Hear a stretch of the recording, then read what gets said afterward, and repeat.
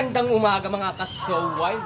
Ngayon po ay November 1 at ano ang meron sa November 1? Judas. Ha? Judas. Judas. Hindi po. Halloween. Pag Halloween ba, kailangan happy? Pag pupunta ba sa simenteryo, kailangan happy?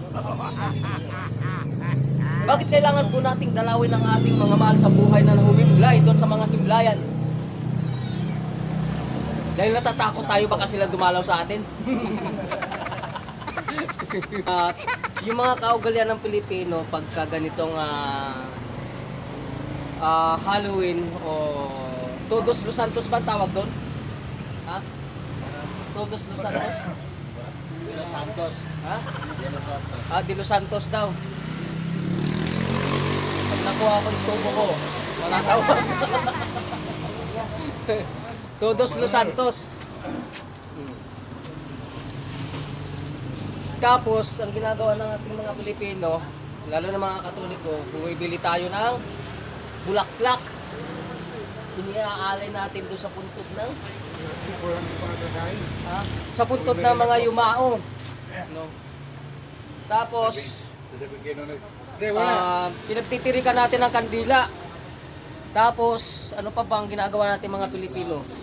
Nilalagyan natin ng yung tawag nito, nilalagyan natin ng pagkain doon sa ibabaw ng puntod. Oo, nilalagyan ng pagkain pa sa ibabaw ng puntod. Oo, yan.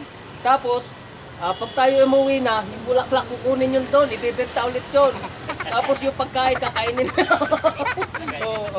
Oo. Hindi naman na dapat natin kailangan lagyan ng pagkain sa puntod yun o ng bulaklak. Iwan ko, bakit ganun yung ating nakasanayan? Ano kaya ang tamang paliwanag doon ng mga pari? Tanong mo sa Chinese, bakit gano'n? Sa Chinese? Ba't kasalanan na naman ng Chinese? Chinese na may gawa. Ha? Hindi kasi, parang ito para sa akin, negosyo lang to. Para lumakas yung bentahan ng kandila, bentahan ng bulaklak, yung mga pagkain. Di ba parang negosyo? Sa negosyo lang, ang dahilan nito ay negosyo. Kaya ito ay pinamulat sa ating mga Pilipino, ng mga negosyante, ng mga ninuno pa natin. No? Ganun. Para sa akin lang yun. Hindi ko alam yung para sa inyo. Dapat kasi, tayong mga Pilipino, yung mga patay na, dapat, kasi sila, nandun na sila sa kanan ng Ama. Di ba? Nandun na sila. Yung paniniwala natin yun. Nandun na sila, nanunuklok sa kanan ng Ama. Yan. Nandun na sila sa kanilang destiny. Ngayon tayo nandito sa lupa, dapat tayo yung pinagdadasal natin, yung ating kalagayan dito. Tayo dapat mga buhay ang pinagdadasal, hindi yung mga patay. Sorry, para sa akin lang yun. Yung para sa inyo, para sa inyo rin yun.